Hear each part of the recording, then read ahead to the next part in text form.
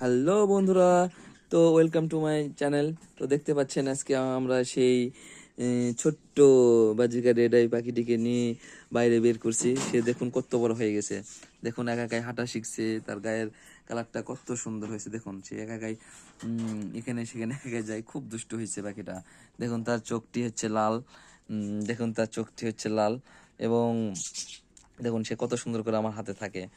দেখুন পাখিটা, দেখুন কত কিউট। এদিক তাকা, এদিক তাকা, আমার দিকে এদিকে না তাকাও তো বাবু, এদিকে না তাকাও তো। হুম হুম হুম হুম হুম হুম হুম হুম। তাকাও তাকাও তাকাও, এদিক তাকাও, তাকাও তাকাও। এই যে দেখুন, উড়িস না যান। ওরা এখনো শিখে নাই, তবে দু একদিনের মধ্যে হয়তো শিখে যাবে। দেখুন ঠোকরাচ্ছে, দেখুন ঠোকরাচ্ছে কেমন করে ঠোকরায়। দেখুন এর একটি,